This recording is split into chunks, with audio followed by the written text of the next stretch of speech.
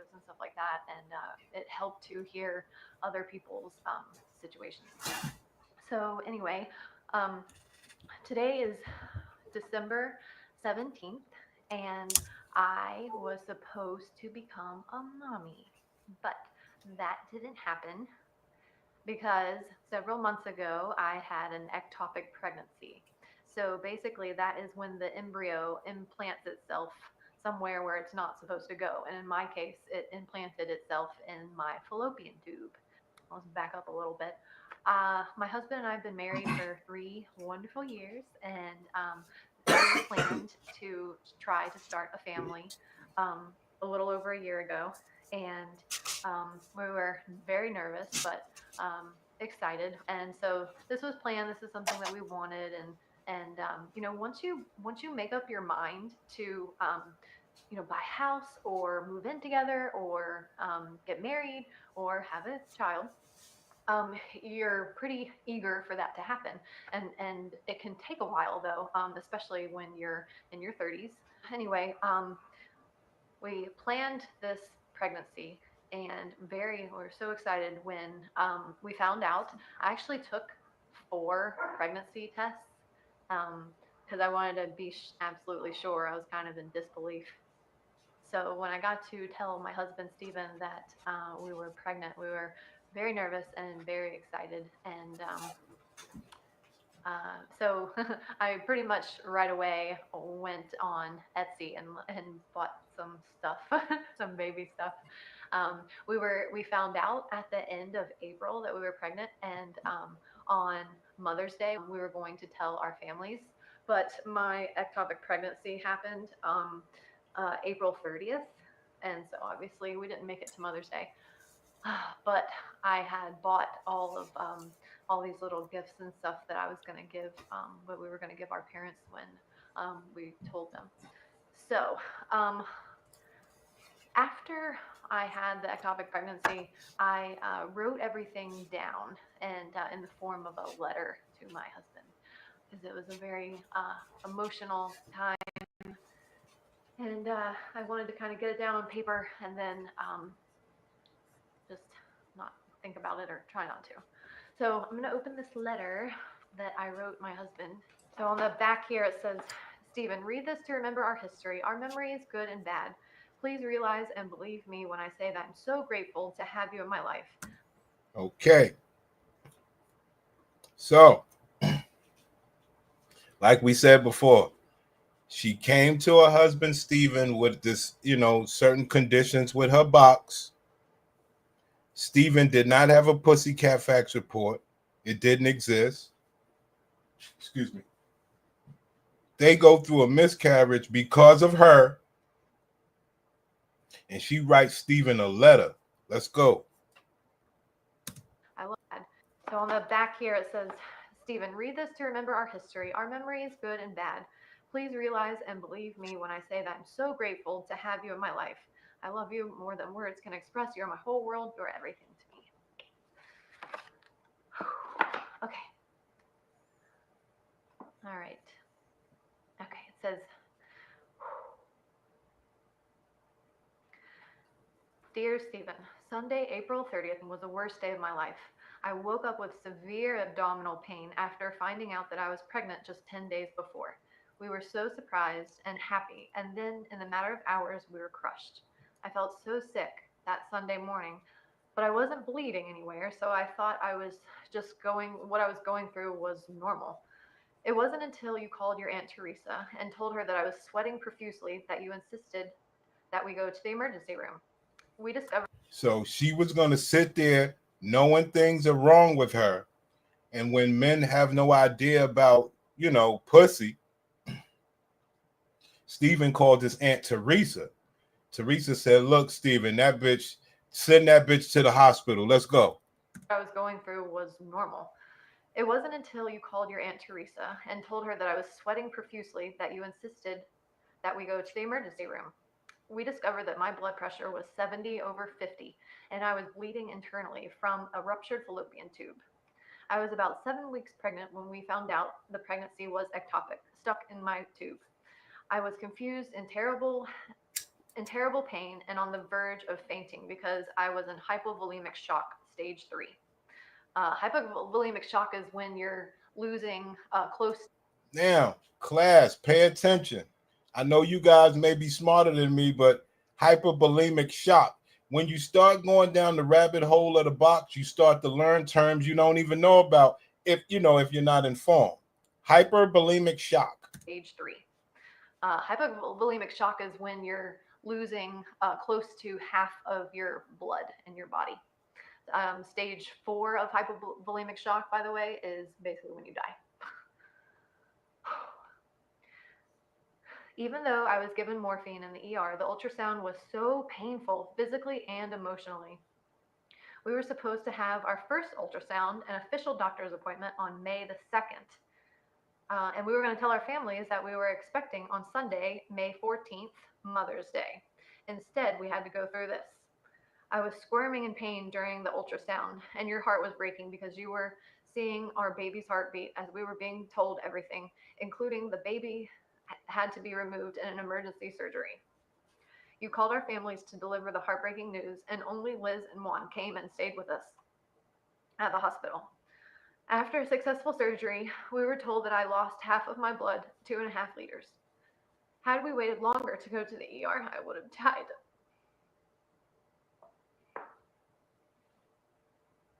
This horrible nightmare was so painful. It was the worst day of my life. But in a way, it was also my best day.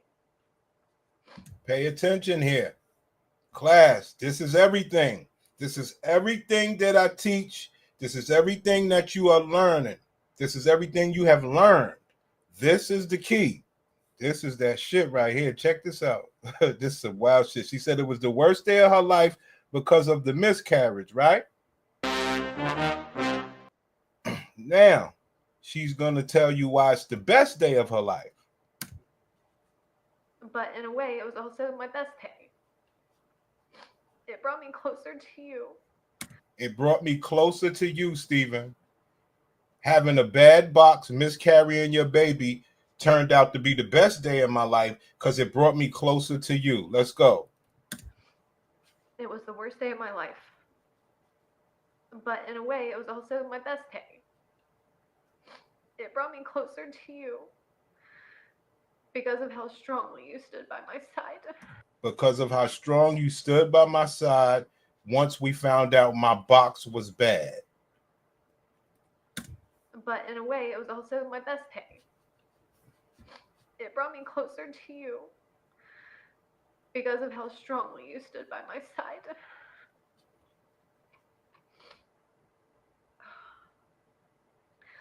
I'll never forget what you did for me. I am so grateful to you, and I want to spend the rest of my life trying to repay you. I love you more than anyone. You're the most. Okay, guys? Everything you need to know. Best day of her life because Stephen stayed by her side in lights of her bad pussy. She gave Stephen a miscarriage. And guess what she wants to do with Stephen because she gave him a miscarriage? Spend the rest of my life trying to repay you. Spend the rest of my life trying to repay you. But she's 30-something years old and she knows she might have box issues. So how could she repay him? So she wants to spend the rest of her life trying to repay him. Does that mean he get to go fuck other bitches and have good, healthy babies? You did for me. I am so grateful to you, and I want to spend the rest of my life trying to repay you. I love you more than anyone. You're the most incredible husband. You're the most incredible husband, incredible man. Class, you've heard this story over and over. When are men the most incredible? You know what it is. Okay. So anyway, that was my letter to my husband. After we had the ectopic pregnancy, I sort of had a delayed reaction to the whole thing. Actually, I remember laying in the hospital bed and the doctor was saying, yes, we're going to have to take out the embryo and you will no longer be pregnant, and we're also going to have to take out your fallopian tube. I said, I feel so bad. I feel so stupid for saying this, but I remember saying to him, "Oh, that's too bad." Whereas my husband, he, when I was getting my ultrasound, he actually heard the baby's heartbeat. So he was like immediately sad and distraught. Whereas I sort of had a delayed reaction because, I was kind of busy trying to not die. And I was in all that, physical pain. Oh, but anyway, I just wanted to say that I was really grateful for the people that were there for me at the hospital and right afterwards. Those people that came, it just meant a lot. I went to a party a little while ago, a couple months ago, I think, and we're in our 30s, so all of our friends have kids or are pregnant or have a kid or a baby or something like that. So we went to this party, and there were every single person there had a kid or was pregnant or had a baby, and I didn't feel like I had that much to contribute to the conversation. Um, and but What I teach you guys, when you have the Pussycat Facts report, women with bad pussy will be jealous of the women with good pussy. Just the way it goes. Just the way it goes, pimp. was pregnant or had a baby, and I didn't feel like I had that much to contribute to the conversation. Um, and but Stephen, he can make a conversation with a brick wall. But anyway, it was just hard being around our friends that we don't really have anything in common with anymore. Um, and one of the most painful fucking one of the most painful things is um, when we were at that party, someone said to us, they were talking about raising their kids and their babies and stuff like that. Someone said to Stephen, when he was trying to pitch in on the conversation, someone said to Stephen, "Well, you don't understand. You don't have kids." And that just, I started crying, right. There you go.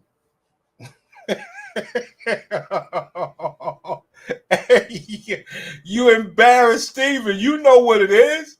Listen, it's so fucked up that we all know what she's supposed to do. My class knows what this woman's supposed to do. Because at this point, you're embarrassing Steven. Okay? So what are you supposed to do? Okay, let Steven go. I want to spend the rest of my life trying to repay you. Bitch, you know you can't. Let Steven go. Well, you don't understand. You don't have kids. And that just, I started crying, right there. But it's like a knife in the fucking heart. This whole process, it makes me feel like I've been robbed. There you have it. She's been robbed, not Steven. Ma'am, you're 30-something years old. You wasted all your life playing. And then you think you could get Steven and fleece his ass. But see, your timing on your time, you don't do shit on your time. You do what they told you to do as a child and you grow up. But you want to do your own thing. This is what it got you. But it's like a knife in the fucking heart. This whole process, it makes me feel like I've been robbed. Like I had something and I was excited about having that thing, and we were ready to have this special thing, and like just beyond excited. And I feel like violated. Like I've been robbed of something that was mine. And I feel like sorry for myself a lot. Even though that sounds really weird. But I feel sorry for myself that I lost what we could have had, and I lost my fallopian tube. I also feel scared that Class, what is she scared of? Everybody knows this question. Class, she said she feels scared. What is she scared of? Y'all already know the answer. Let's go. Fallopian tube. I also feel scared Why is she scared, class? that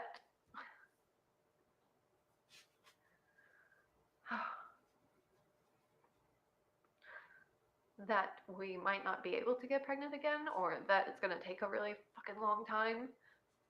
There's really nothing anyone can say that makes you feel better about this. I didn't know the severity of what was happening the morning that I went to the emergency room. I thought that it was just honestly, I didn't want to go to the emergency room or to the hospital at all because I didn't. What I thought what was happening to me was completely normal, and I honestly thought that everyone would just laugh at me and say, "Oh, you big baby, that's just you being pregnant. That feels like you have cramps and your body Right. She's scared that Steven can get out of there and she won't be able to fleece him. changes." So I was kind of nervous about going to the hospital because I thought what was happening was normal, but thank God for Steven's aunt um, making me go to the hospital because I was sweating so profusely.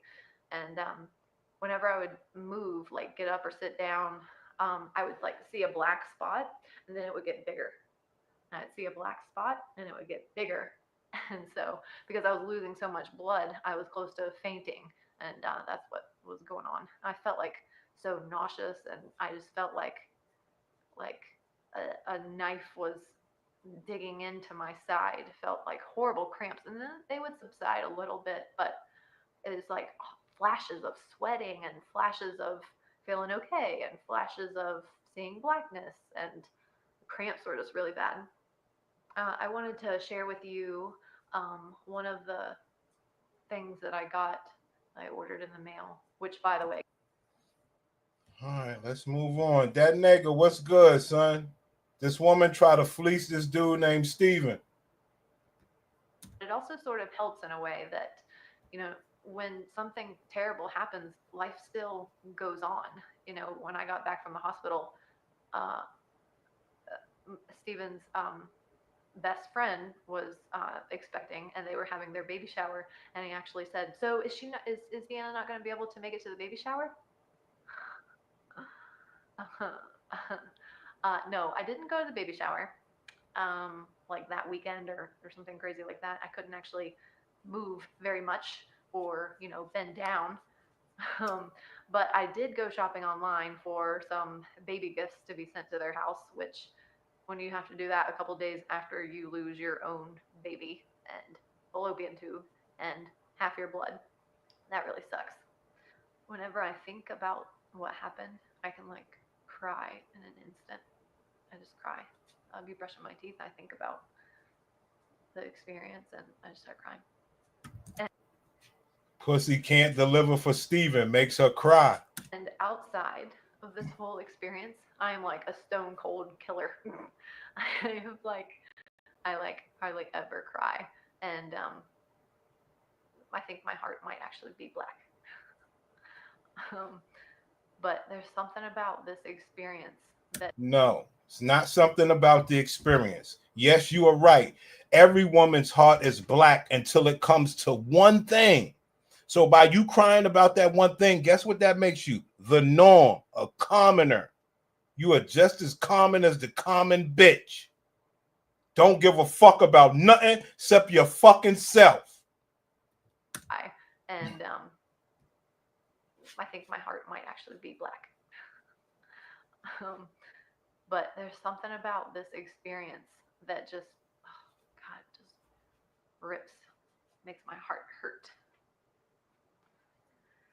Going through an experience like this is one of the types of pains that gets better on the outside, but it never really gets better all the way on the inside. It just sort of changes different kinds of feelings. You go through horrible pain and sadness, you go through anger and frustration, and I guess all the different types of forms of grief, the stages of grief. And certain things give you certain memories, certain conversations bring back thoughts, and it never really gets easy. It just gets difficult. Never, just that's why we always say, never believe these bitches. You think they gonna tell you the truth? Oh, my mic is low. You think these bitches gonna tell you the truth? This is the real truth. It never. A lot of these women are dealing with pain, son. You hear me? Real talk, single fathers. What's good? This dude here. Where my shit at? All right. Let's move on. We are classing. These bitches are something the fuck else, man. They all horrible. I wasn't expecting it because I wasn't getting pregnant for 2.5 years. So it was like, a surprise, but I was so happy when she did tell me that because we kind of wanted a baby. So I was like so excited and I couldn't wait to tell Justin, and I was already thinking about all the possible ways that Justin is Justin. Justin is the what they call that shit? Justin is the man in question. excited and I couldn't wait to tell Justin, and I was already thinking about all the possible ways that I could surprise him. She's like, yeah, you're pregnant. She did the vaginal ultrasound and like nothing showed up, but she's like, don't worry about it. You're probably really still early on in your pregnancy. And I said, okay, that's fine. Again, I'm like completely naive to this whole infertility TTC community, whatever you want to call it, because I never experienced none of this with Noah. So I'm like, okay, that's fine. She's like, come back in 2 days so I could take your ACG levels, like blood work done to check how your ACG levels are rising. I said, okay, sure. So 2 days later, I came back. I did some blood work, and she calls me back with my results, and she tells me that my ACG levels are still like kind of low, but that's probably really normal because I'm probably like super like early. I'm probably like 3 or 4 weeks pregnant. But in my mind, I was kind of like, well, I was trying to calculate the last time I got my period, and they usually say, the first day of your last period, I think, is when you should kind of calculate how far along you are. So in my mind, I'm like, I should be technically about 5 weeks or 6 weeks. But nonetheless, she's my doctor. So I, kind of just like trusted whatever she said. So she did tell me that my progesterone level was really low, like really low. So during the time that I was pregnant, during the time that I was find out I was pregnant and I was going to my doctor, I did feel totally different this time around than I did with Noah. And I know So this might make it even worse. So she already had Noah. She might have been a single mother when she met him. Every symptom in the book. And this time around, I didn't really feel anything, to be honest. I granted a couple of days and Hold on, man. So nonetheless, 2 days later, I didn't have my period or nothing. So on the third day, I woke up and I remember I started to have cramps on like my left side, and it just felt very crampy. And as time went on, it started to progress, the pain. And I remember telling Justin, like, I'm getting cramps on my left side. But I thought that was part of just miscarrying. Because again, I don't know anything about this. So I thought that was just part of the process. So I'm just like going on about my day, and just I remember my doctor calling me, and she goes, hey, can you come to the clinic because your ACG levels keep rising, and you're probably having a missed miscarriage. Wow. Which, if you don't know, a missed. Wow. Yo, we learned about that last week, guys. We learned about that last week. A missed miscarriage. When we said, yo, she's literally walking around with something dead in her womb. That's what you call a miscarriage. It's dead in the womb and she don't know. And she's sitting around Justin, man. Miscarriage pretty much is, your body not recognizing that you're going through a miscarriage, so it's still acting as if you were still pregnant. So I'm like, oh, okay, great. I'm like, all right, fine. But I still had hope. Brothers, let's just call it what it is. Let's just call it what it is. We ain't never heard about no damn miscarriage. Come on, guys. Give me some credit. That's supposed to get support alone. That we done found some new shit. A miscarriage. Now we already know that they be walking with some dead boxes. A miscarriage. Son. Come on, fam. A miscarriage. Hope for some reason in the back of my mind that this was all just like a big lie, or just, an error, and I'm probably still pregnant, and I was going to testify about it, and I was going to have it be a miracle. But I go to my doctor's office. She says she wants to do an ultrasound and she wants to do another blood work. And I was excited because I'm like, okay, maybe, if she's able to see the baby now and everything is fine and whatever the case is. So it's not whatever the case is. It's so that Justin can be happy and I can fleece Justin. It's not whatever the case is. Everything is fine and whatever the case is. So I did my blood work, and then I go downstairs to the tech room, and she does the ultrasound, and I start praying, like in my mind. Prayer hands in the chat. Prayer hands in the chat. This is the only place on YouTube where you see women who want to pray over their pussies. We've been talking about it for a long time. All they do is pray over that bad pussy. Let's go. Does the ultrasound, and I start praying, like in my mind. I'm like, Lord, please let me keep this baby, and just give me some exciting news. But then, so the nurse starts doing the ultrasound vaginally still, and she's quiet. It's like a tech. She wasn't my doctor. It was. I don't give a fuck if she wasn't your doctor or whatever. We have found out through our studies that when these women go, first of all, these women know their boxes are bad. So let's just tell the real truth of it. You have an ectopic pregnancy because you have a blockage in the fallopian tube. Blockage in the fallopian tube is caused by infection. The infections are normally caused by chlamydia and gonorrhea. There are other factors, but these are the main two. So she knows what's going on. Okay? Now, what we have learned in our research is that she'll go in there, and these bitches are going there knowing they got a bad pussy, and then they want the tech bitch to violate their job.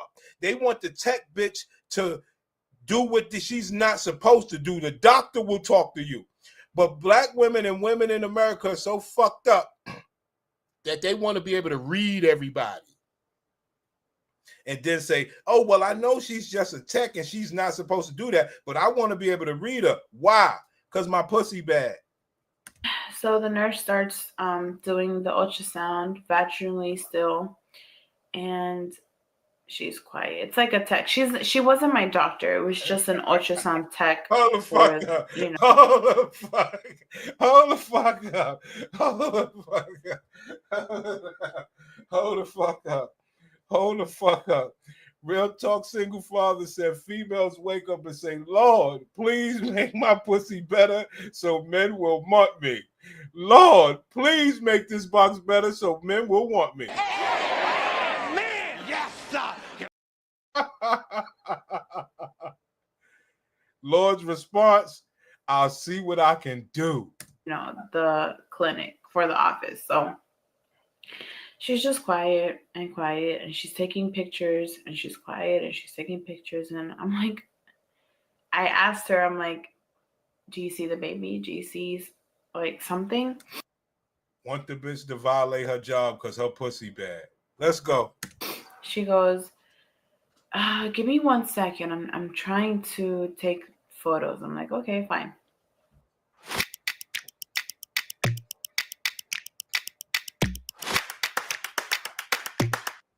See that right there? See how bitches, a lot of bitches, and the bitch be like, okay, fine. Yo, give me 1 second. She know the bitch lying. She know her pussy bad. Let's go. And I'm like, I asked her, I'm like, do you see the baby? Do you see like something? She goes, give me 1 second. I'm trying to take photos. I'm like, okay, fine. After she was done, she tells me straight up, okay, so you are having an ectopic pregnancy. And I was like, what are you talking about? I immediately started Googling everything because Google, it's like my best and my worst friend at the same time. So she's like, you're having an ectopic pregnancy. There was a heartbeat. So that means my baby is still alive. Something must have happened that didn't allow my egg to implant in my uterus, and it implanted on my left fallopian tube. So at that moment, like she's trying to help me explain she's trying to help me understand what an ectopic pregnancy was, but I was kind of like not even listening to her because all I kept thinking about was my baby is still alive. Maybe I can save it. Granted, I'm still naive and ignorant about everything. So I'm like, maybe there's some way to save my baby. So that doctor immediately told me to go to the ER, that I shouldn't go home, that I need to go straight to the emergency room. Right. And I was like freaking out. So by this point, I was like, oh gosh, all right. So I go to the car and it's just me and Justin, and I'm like, I need to go to the emergency room because they need to do an emergency surgery. Now, Justin, she had to tell Justin, look, we ain't going home. I got to go do surgery, Just. Let's go. And they're going to remove my left fallopian tube. Because at this point, I was too far along for them to give me, I forgot the name of it. I'll probably like insert it down below. Right. We have heard of that. It's called methotrexate. It's these shots that the doctors give. Now, it's supposed to be used for what they call it, rheumatitis, some sort of cancer or something. And they give these women the methotrexate to dissolve the baby. Let's go. For them to give me, I forgot the name of it. I'll probably like insert it down below, but it's like this medicine that they give you for you to naturally like miscarry, but it's a medicine that like it's like a chemo treatment, something like that for cancer patients. But anyway, so they told me that I was already too far along for them to give me that medication, so that they need to just do the surgery themselves. And wow.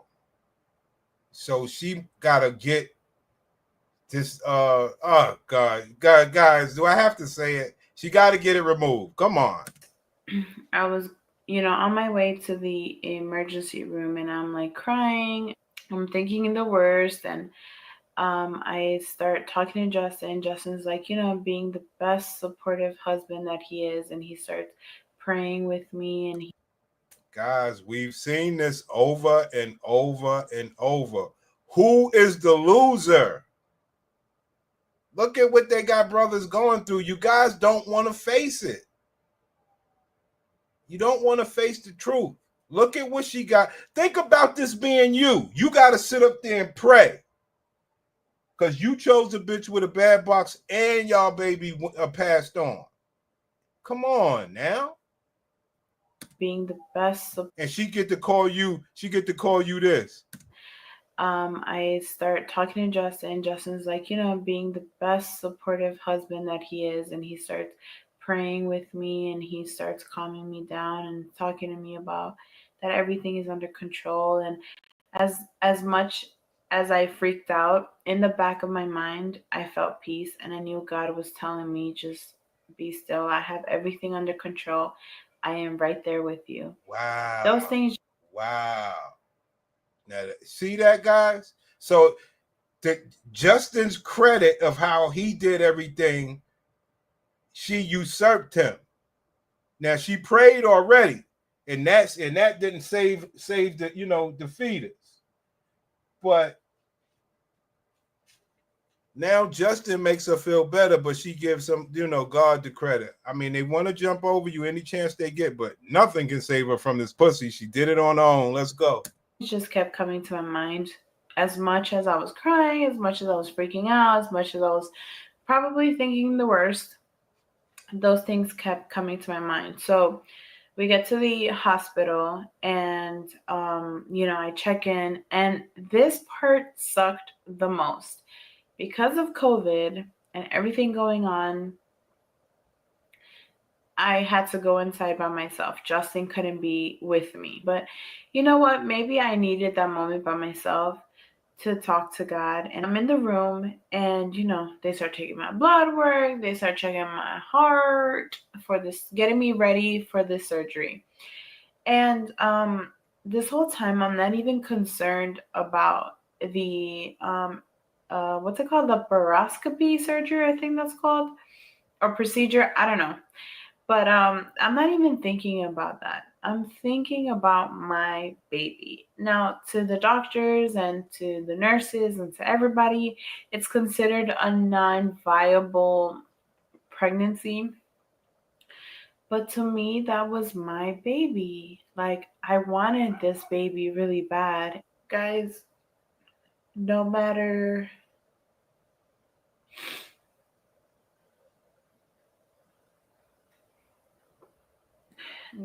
how far along you are, whether it's 1 week, whether you're 35 weeks, no matter how big or small the baby is, that is your baby. And it matters if you lose the baby. And no matter what stage you are in your pregnancy, it matters and it hurts and it's real and it's painful.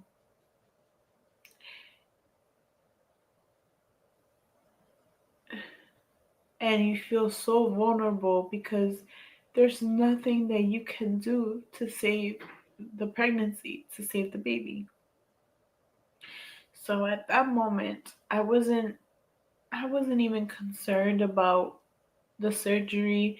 I wasn't even concerned about them removing my left fallopian tube.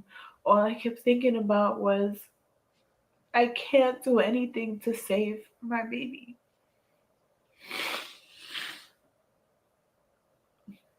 And that was tough because I had to go through those feelings and those emotions by myself. I didn't have Justin there with me. And I remember feeling like I needed to pray. Like God was pulling my heart to pray and to just seek him. And I immediately start asking him, why am I right. That's not praying. That's why I was pissed off when she said that, because that's not praying. And it's such a beautiful thing when we are real professionals at what we do, because we can simply say to her, ma'am, you know how many we've heard, how many women that we have heard say, why me? You saying everything that every other woman said. Ma'am, you are no different. You just got Justin. You was able to fleece Justin. That's all this is. And I immediately start asking him, why am I going through this? What is it that you're trying to show me or teach me through this experience? And wow, that's all I kept asking. I wasn't like angry at him. I was just asking, like, why? What is it that you want me to know? What is it that you're trying to tell me, that you're trying to show me? What is it that you're trying to show me through this? Because this sucks. Like, I don't want to be going through this, and I want to know what's going to happen. And, like, I had so many questions, and I knew I wanted the answers right away, but I knew I wasn't going to get them. So I just spent that moment playing worship music, and I was playing like Kim Walker's new album. I think it's called Wild Heart, and that album was just playing the whole time. I felt some sense of peace, and I was just spending my time with the. I know my doctor told me that I should wait at least 2 cycles of a regular period before I try again. So I'm like totally okay with that. So everything that we learned, class. So she will try again to give Justin a baby after getting her fallopian tube removed. Class, let me ask you a question. Do you want to have a baby with a woman that got a fallopian tube removed and other things? Do you want to have a baby with someone like that? If you had a choice. Now, if you're Justin, you're fucked. You done married the bitch. But the way that I feel now, prior to what I felt like 2 years ago, when we were kind of just nonchalant about everything, like if it happens, it happens, and if it doesn't happen, it doesn't happen. There you go. She got Justin for life. There you go, guys. That's the game. Fuck everything else. After this ectopic experience, it's made me want to try now, like officially try, get everything in order. I started watching a lot of infertility videos on YouTube, and I've learned so much. I've learned so much about infertility, and I feel the pain that they go through, and I know what it is now to have lost a baby, to have miscarried. I know what it is now to feel like you want a baby now so bad, which is kind of what I'm feeling now. We are officially trying now. There you have it, guys. Let's move on. You see what the story is. You know what it is, man. Where do I want to go with this, man? Hold on.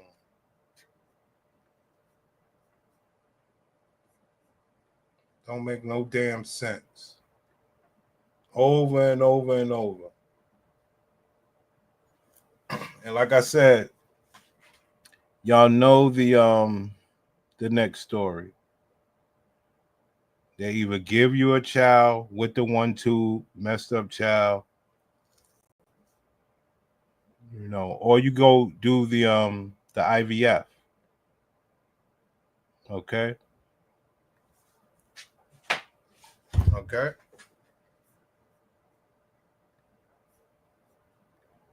So you tell me, when you was growing up, did you think you was gonna have to go through that? When you was growing up,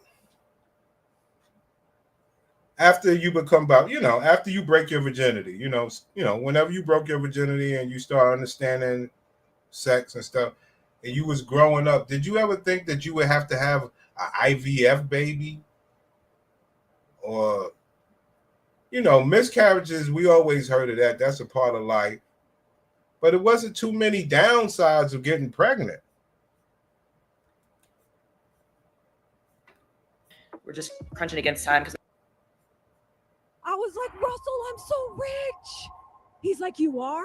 I was like, yes. I was like, you're supposed to go to a wedding in Mexico, and I don't want to have to cancel. So today we'll get some more information and kind of know where to go. But I hope you guys stay tuned for this journey. I'm going to try to film this a little bit differently this time. Probably going to just include everything in like one big video, just so there's not like small little short videos. Let me know in the comments below what you guys prefer. Do you prefer one long video of the whole process, or do you like when there's, smaller updates along the way? But I'm still going to include all that content. So make sure that you are subscribed and that you hit the notification bell so you can stay tuned on when new videos drop. And I'm also going to be adding some other content to this channel. It's not just about IVF. That's just kind of what brought me here. And that kind of gave me the interest and confidence to share other parts of my life with you as well. So make sure that you are subscribed so you can tune in to everything else that we release. But yeah, we're excited. This will be our third attempt at IVF. If you did not tune in to the last round, that round got turned into IUI, and the test, that didn't work. We had a negative pregnancy test. So we've just been taking some time to reset and get started again. But so excited to be back with you guys. And I've been following a lot of other people's journeys as well. Brothers, Listen to this stupid bitch talk. And this is, I tell you, man, these bitches, man. Listen to the cadence.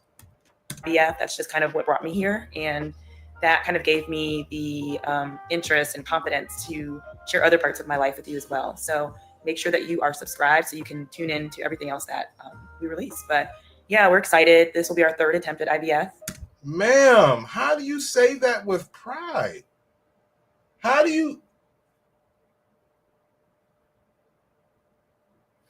But we're the bad guys for bringing up the Pussycat Facts report.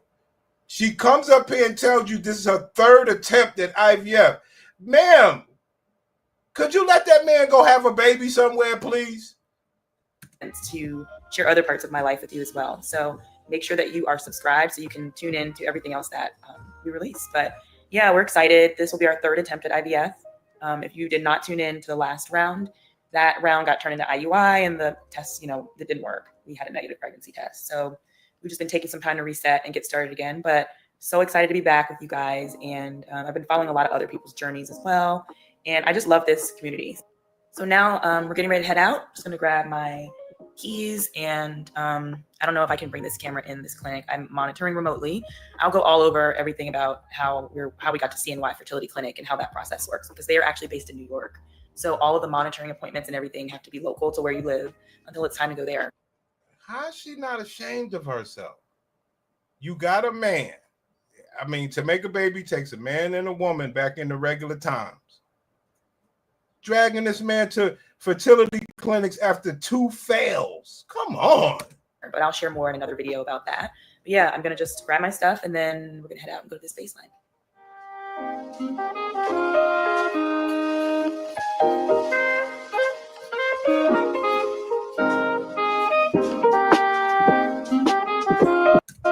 Look at player. She got one. Look at this shit. Look at this shit. So she's a tall, slim thing. This man, look at this, guys. Remember, everything that you hear on YouTube is bullshit if you're not hearing it over here. This is the real. She settled. Did she settle or did he settle? This man got to sit in there and watch this bitch insert herself after 2 failed IVFs. Unfucking real. Look at that nice house. That man's a provider.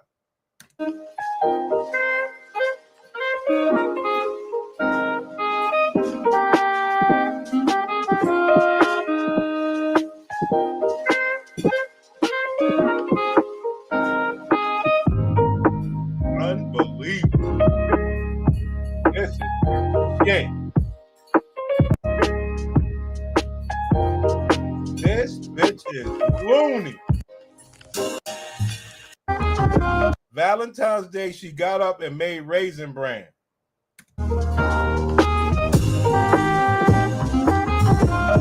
Unbelievable.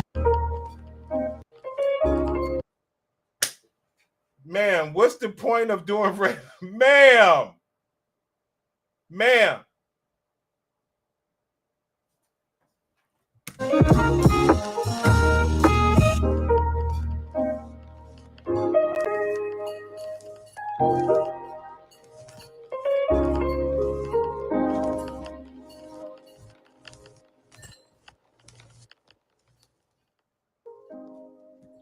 This is to have a baby, y'all. It's some wild shit, son. That nigga agreed with that shit. Can't disagree, but what's good? Man, yes, sir. Happy Valentine's Day, Dina. Happy Valentine's Day, Blue. Happy Valentine's Day. What do it? Some pretty roses. Some goodies. We are fucked up out here. Hey. Look at that good man. That man looks comfortable. That man looks like a provider. This bitch is fleecing my guy. 2 failed IVFs, and she's trying to do another one. She will give that nigga any kind of baby instead of letting him go make a baby naturally. instead of giving a fuck about the scenario where he said when he was growing up, he gonna fuck some pussy and make him a baby. He got to sit there and watch this bitch do shots to give him a baby. I thought that was Candace Parker. True. She do look like her. Ready for dinner? You want to eat? I belong to you. Yo, we are fucked up. This bitch. And I decided to stay in, and I made a nice dinner for us at home. We have just so much coming up with traveling to New York for IVF in a couple of days or maybe in a week. And then we have to go to a wedding in Mexico. So we decided to just stay in and enjoy the time together at home. Now, if she got the husband, clearly she had 2 failed IVFs. Why can't you just say, look, hubby, I am your fuck toy. I can just be that for you. I can't be no mom. You gonna have to go get that elsewhere. Why she just can't say that? And avoid all the crowds so that we could prioritize our upcoming IVF cycle and this wedding. So I just wanted to give you an update today. So the last time I talked to you and checked in was last week, and I had baselines on Friday. And at baselines, I had 4 follicles developing on the right ovary and none on the left side yet. Not surprised by that. My left side is always slower than the right. I usually get 2 follicles in the end. So I'm hoping that more grow on the left side and of course on the right side. But this time, Ma'am, men did not think like that when they were growing up. They say, yo, I'm gonna fuck some pussy and I'm gonna have me some babies. Why are you putting him through that? This shit is fucked up, B. That shit is fucked up. around we are going with a mini IVF cycle. So our focus is more on quality over quantity. So if we get less eggs. There you go. That was the first lie she told. Our motto was not quality. Your motto was quality. Well, your motto is quantity over quality, because he could go get some quality pussy and just insert his eggplant. That's quality. You are based in quantity, bitch. It's your 3rd fucking IVF. Fucking bitches, man. None on the left side yet. Not surprised by that. My left side is always slower than the right. I usually get 2 follicles in the end. So I'm hoping that more grow on the left side and of course on the right side. But this time around, we are going with a mini IVF cycle. So our focus is more on quality over quantity. So if we get less eggs at retrieval, but they all produce really high quality embryos, then we're fine with that. We haven't gotten to the point of transferring yet. So that's been kind of frustrating for me because I just haven't been able to have that attempt of being pregnant outside of us trying. Produce. You can't produce, bitch. Because I just haven't been able to have that attempt of being pregnant outside of us trying naturally. But I just want to get to the transfer part so we can get this show on the road for Baby Sawyer to 2022. I'm speaking that into existence. But yeah, I mean, there's delays along every step of this process. You know, the transfers don't always work the first time, but sometimes they do. So we're being very optimistic and hopeful about our transfer. And I don't know yet if we're going to transfer 1 or 2 embryos. If we do transfer 2, it'll only be because, you know, maybe they're kind of low graded. So we would just want to make sure that we have at least 1 to stick. I personally don't prefer to have twins, but if God blesses us with twins, we will gladly accept that order. And there we go. God has something to do with this science project that you attempting to do. Yo, like I said, guys, she's forcing that man to listen to this bitch. God will bless us for doing an unnatural pregnancy. It's a science project, but we're going to put it in God's hands. Come on, man. Be great parents to those twins. But yeah, I prefer 1 baby at a time. So we'll see. But tomorrow is my next ultrasound and blood work appointment. I'll find out how my follicles have been growing over the past couple of days. And then I have another appointment on Friday. And from there, we'll determine when maybe my trigger shot will be, or I might have to keep stimming for a couple more days.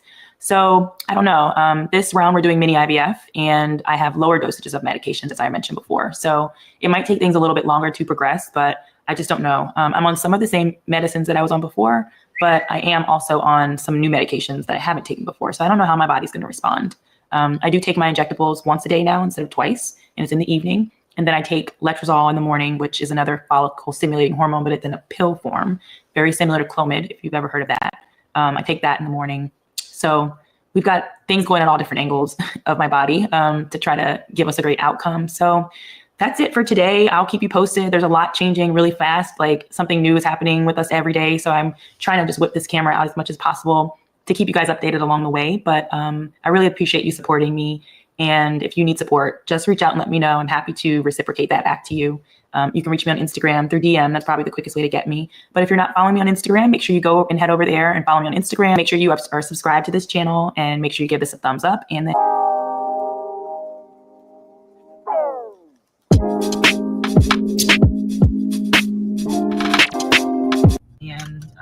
I don't have any information yet. My nurse will call me later today, but it looks like my follicles are kind of still small because the ultrasound tech, like I know now when they're measuring them and when they're just counting them. And I think they are still too small to count. So I think that I still have 4 on the right. And then I did see her count 3 on the left. So I had none showing before. So that's good.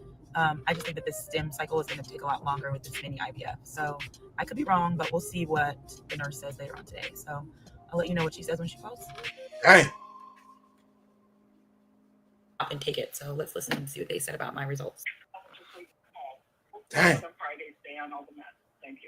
CNY is they put everything in your patient portal. So, I mean, they kind of prefer to talk to you through there as well, but you know, they have so many patients. So you have to kind of be like a little computer savvy. Most of all these fertility.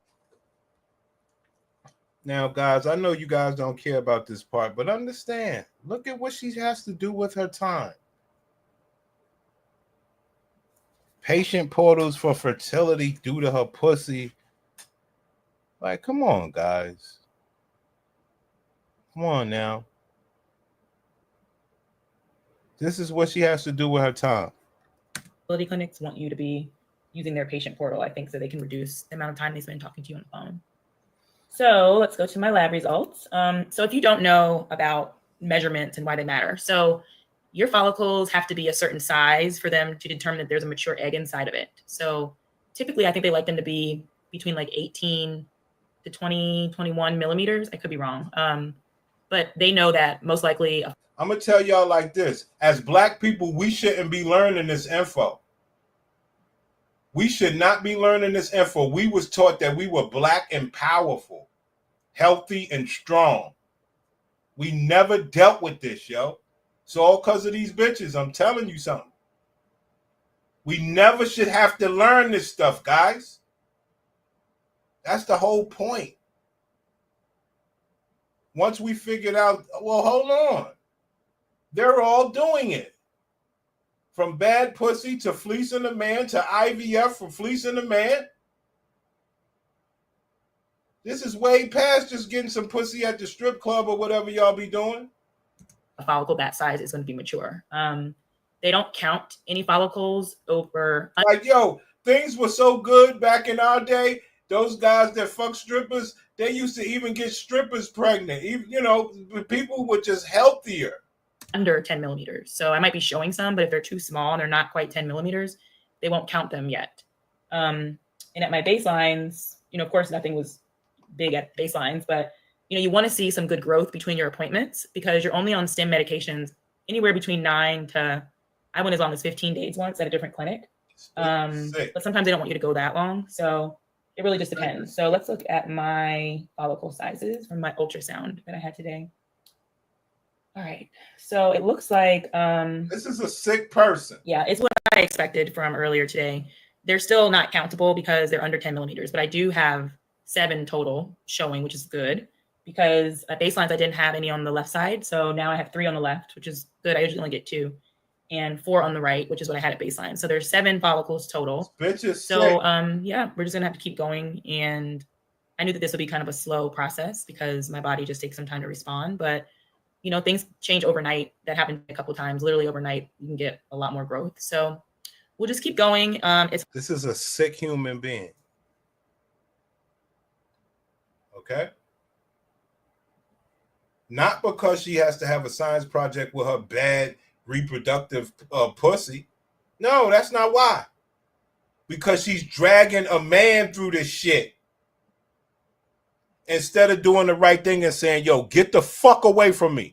You love me too much, you dumbass. Can't you see I can't produce? Go have some fucking babies. I'll be your side whore. But she ain't gonna do all that. She want to be the number one whore and put this man through this bullshit. That's why she a piece of shit. Let that man go. You're a horrible person. It's a little sad for our Mexico trip right now because we're supposed to leave next Friday. And right now, like, it's looking like I might not even be finished stimming until maybe Thursday. So I don't know. I know this baby is way more important than anything else. But there you go. That's the game right there. I know this baby is more important than anything else. Now, does anybody in the class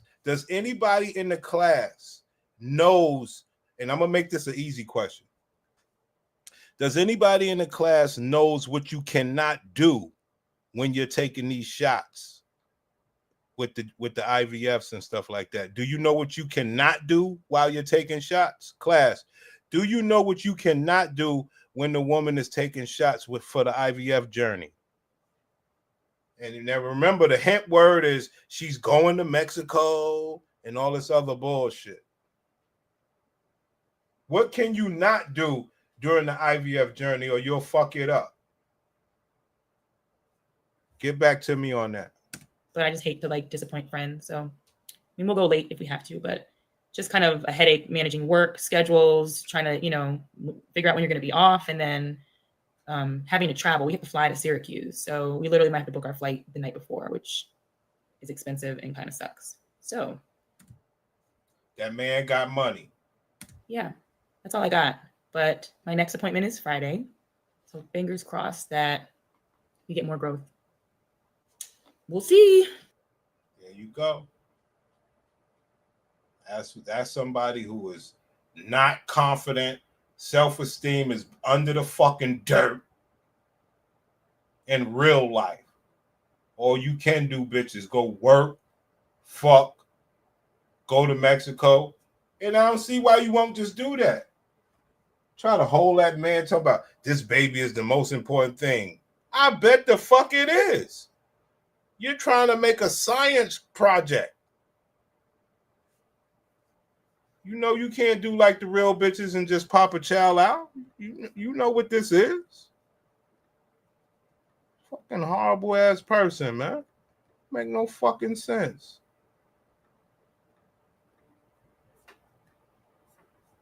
Loss of what you thought your journey to motherhood would look like. As children, we don't imagine our journey to motherhood including infertility. I don't think any of us ever thought like, oh, maybe I might have difficulties conceiving when I get older. None of us ever had that thought. So right. You carried around with your pussy like it was all good. Fam, I'm giving y'all game. We just said that. Who the hell grows up thinking you got to go do IVF to get some pussy in the baby? Well, our black women have fucked their bodies up so much, players, that's what you niggas got to go through. Clown. Fucking clown. I might have difficulties conceiving when I get older. None of us ever had that thought. So essentially that is something that is considered a loss of what you thought your journey to motherhood would look like. So that's considered a loss. So that's the first loss that there is when you get that diagnosis of infertility or unexplained infertility, or you get the diagnosis of repeat pregnancy loss. That is a loss. Just hearing that diagnosis already is a loss of your ability to do this naturally or on your own. You now need some type of medical intervention. So that is, again, like the first loss that we deal with. And then if you go through treatment, whether it's IUI, IVF, there are losses essentially on those journeys. If you deal with IUI and you have multiple failed IUI. Oh, my gladiator. Hello. We're going to finish this one, though. Let's go. IUI cycles, that's essentially a loss because your hopes, your dreams, you put so much into that one round or that one cycle and it fails. It's not successful. So you essentially have to grieve that. And then if you're dealing with IVF, you go through a period of the egg retrieval process. And let's say you may not get as many eggs as you thought, or if you get a lot of eggs, some of them don't survive. So those are essentially losses. There's loss of embryos. And then we get into pregnancy loss. There's loss of babies at any stage, whether it's in those first 6 weeks, whether it's at a different point. But there are so many losses that we as women and men also on this fertility journey that we experience. And I didn't even mention that, like there's loss for men as well if they get a diagnosis, whether it's dealing with their sperm or something else. Right. Those are all essentially a form of loss. So first and foremost, that's what I want to acknowledge, that you know how it is with these people. Always want to throw the men in the mix. No, no, no. There are many different losses. And just because, let's say if you're on this journey and you haven't necessarily experienced a miscarriage or pregnancy loss, that your loss doesn't matter. Excuse me, I want to affirm you and validate that your loss, whatever that looks like, is still a loss and it's still important, it's still valid.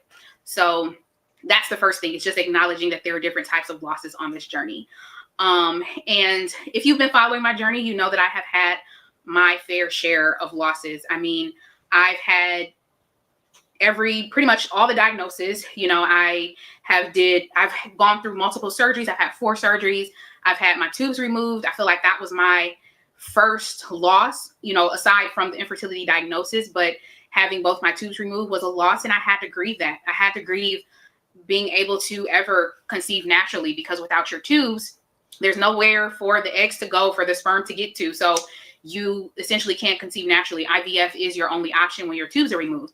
So I had to deal with that. It was hard for me. It was hard to not only hear that, but then even after the surgery, process all that I had gone through in just such a short time. So that was a loss of mine. And then for us to go on to have a miscarriage, and then our first miscarriage, and then our second one with twins. You hear that? I told you guys before, it doesn't matter. They will still try to give you whatever's going to come out of there. And you have been fleeced for years and years and years, thinking that Almighty God had messed your baby up. And it would be a calling for you to start this new autism foundation or neurodivergent foundation for the babies and all this other wild shit, which is all necessary. No disrespect. I'm just letting you know how it all starts. It's all a fucking game. And my gladiators in the building, and we're going to still cook. Fuck these bitches. Through in just such a short time. So that was a loss of mine. And then for us to go on to have a miscarriage, and then our first miscarriage, and then our second one with twins, those were losses. And then three consecutive failed transfers or unsuccessful transfers after that. So pretty much from the beginning, or from jump 2019 up until May of this year or April of this year, we've experienced nothing but loss. And this video is 1 year ago. So from 2018 to 2024, she just kept putting this man through hell. Let's go. There's just no other way to explain it. Like, we still don't have a baby. We still have not been successful. So far, that's just the bulk of what we've experienced on this journey. We've had a lot of wins. We've had a lot of joyful moments, but at the end of the day, just being realistic, we've had so much loss, and we still, like I said, we still have not gotten to our baby yet. So I just kind of want to get into how I've dealt with that, and, you know, just my mindset around loss, and what it looks like to just really navigate and continue on despite the loss. So I will say, ma'am, we can tell you got that dude. He's in the fucking trick bag. He's fleeced out of control. And you're happy that he'll ride this out with you. The last thing you want anybody to tell him is that she knew before she got with you. Okay? And you are in a whirlwind of bullshit, and you know, because you care about her after, you know, she put that pussy on you. And instead of her saying, yo, I'm going to let you go, she's keeping you, making you think that you're doing right. We still have not gotten to our baby yet. So I just kind of want to get into how I've dealt with that, and, you know, just my mindset around loss, and what it looks like to just really navigate and continue on despite the loss. So I will say, and I always go back to God, because that God is my. I always go back to God when my pussy go bad. Prayer hands in the chat, please. You on despite the loss. So I will say, and I always go back to God, because that God is my source. He's my source of strength. He's my source of peace, my source of power and grace for this. Now, remember, she said when she was young, right? She didn't think that this would ever happen. So it wasn't about God being her source then when her pussy was working. You understand me? I got to be careful. My gladiator's in the building and talking about these bitches' pussy. Let's go. This journey. So that's the source of just me being able to carry on and go throughout this journey. Is God. But I would say with my last, with each loss, I feel like it was different. The first miscarriage was definitely not expected at all. That was the last thing I ever thought I would go through. I felt like because I had already gotten my tubes removed, I had already 2 surgeries prior to that transfer. I had my cycle canceled, or my transfer appointment canceled twice. Man, you got all that going on with you, and this miscarriage surprised you. Nothing was telling you, yo, this box ain't shit. Nothing told you that. Brothers, what are we supposed to do with people like this? A non-Beyonce looking bitch fleecing a good man. This is not a good person. Just remember that. This ain't no good person. So it was like I had already been through a lot in such a short time. So I was just like, there's no way, like, this is going to work. There's no way I could experience anything else. And then it happened. So it was first for me, like, accepting that was even a reality. Like, I literally went through the stages of grief. Like, it took me a minute to even accept. Like, I was in that stage of bargaining. I really remember going through each stage of grief. And I feel like when you go through, or when you experience any loss of this kind on this journey, again, like I said, regardless of what the loss is, I feel like you have to give yourself permission and time to grieve. And when I say time, there is no time limit, or there's no cap, or like you need to, give yourself 2 weeks and then you should be good. I feel like you're going to constantly be in this state of grieving throughout this whole journey. So even if you reach a milestone or a success, or, you're able to move on to the next phase of your journey, like don't be happy, because your box is subject to failure. Ain't that a bitch? Yo, look, man. All right, I'm going to play the video. Fuck. Still going to have some type of grief for what was, or what you thought was going to be, but was not. You're still going to experience some type of grief. Fuck. So for me, I had to acknowledge and accept that this journey, like, I'm pretty much always going to. Yeah, let me make this announcement, being that I got my guy King Disagreeable and the other brothers in the building. Yo, the manosphere went political. The manosphere went political in Israel and all this other shit. All right? Niggas is on some political shit. I'm trying to learn how to keep up with all this wild shit. I mean, I don't know. Let's go. Everybody's political now. To be dealing with some type of grief. Like, grief is like a wave. Sometimes it may hit you like this crashing wave, or sometimes it just may be steady and you're able to kind of coast along. But grief is just going to be there. It's a part of the journey, unfortunately. But what I've found or learned is that God has been with me throughout the grief, and he gives us grace and to go through and to feel whatever it is that we're feeling at that time. And there will be things that will trigger you. There will be things that will. Yo, we got to go political, guys. Spark a memory or something, or just have you, in tears. But you have to get to a point where you're okay with that. And I think for a lot of us, the generations before us, we did not really see them dealing with emotions or dealing with grief or sadness. No, you did not see them dealing with science projects to make a fucking baby. This is why you can't let these people speak, man. I didn't really see that, especially if you grew up in the church. We always talk about, or we hear about, God is good, and God will out with any news, or that a cycle is canceled or whatever. It hurts every single time. And you don't want to have to go through it. You don't want to have to deal with it, but you have to go through it in order to grow through it. So one of the things that helped me with my last, like the final failed transfer, and I was just like, God, I don't understand. Like, didn't you promise me this? Like, didn't you send me a dream? Didn't you tell me that? See how they treat God? I've been telling y'all, see how they treat God. Now, God can only turn on them based on the pussy. I know y'all don't want to hear this shit. Everything I say you think is stupid and laugh at me, and I love it. But at the same time, I'm trying to tell you something. They believe God betrayed them, no matter how long they've been in the church. The bitch said, God, didn't you promise me? My pussy bad, everything's everything, but God, didn't you promise me I would defy the odds of having a bad pussy? But have to go through it in order to grow through it. So one of the things that helped me with my last, like the final failed transfer, and I was just like, God, I don't understand. Like, didn't you promise me this? Like, didn't you send me a dream? Didn't you tell me that I was going to be a mother? Like, am I misinterpreting that? Whew, I'm getting emotional. But I said, God, did I hear you right? Didn't you say this to me? And he reminded me, I remember of this verse. I think I was walking my dogs and he reminded me of this verse. And I remember I had to come back home and look it up. But he said, I will withhold no good thing from you. And if those things, not those things, but those pregnancies, if they were good, then I would have allowed them to come to pass.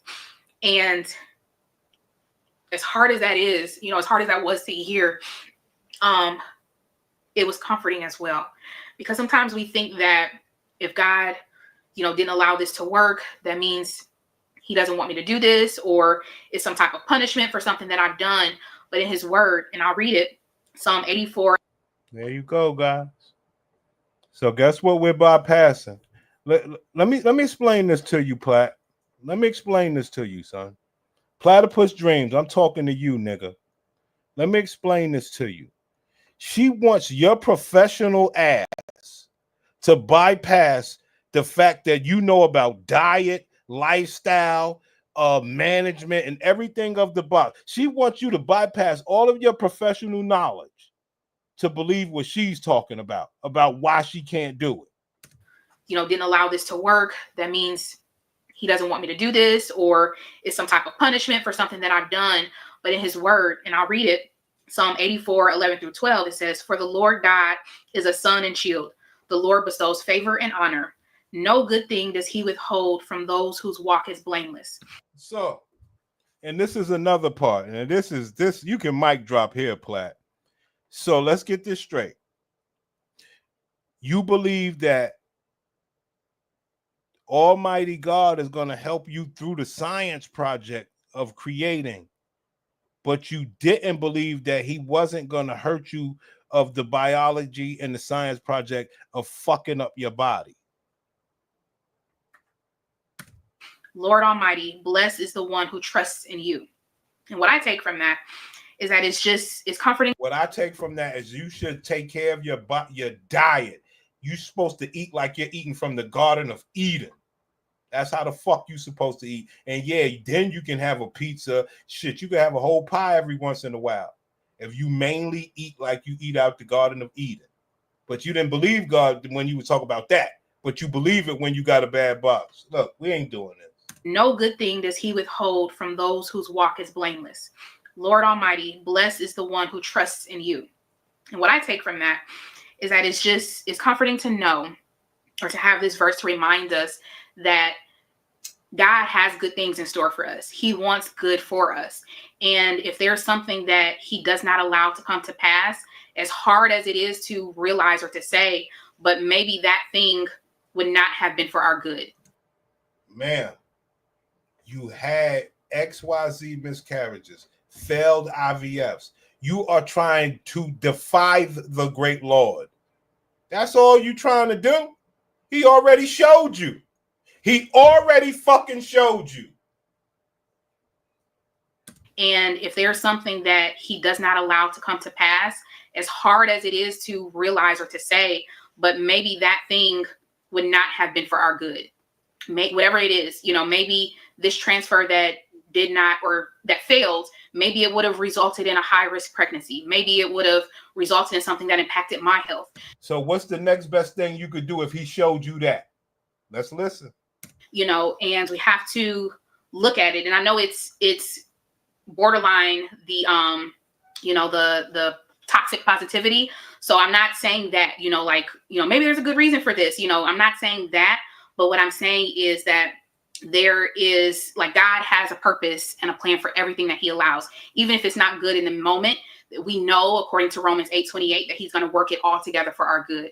And it's okay that you're not there yet. Like, you're still grieving, you're still angry, you're still in this space where you just don't understand. That's okay.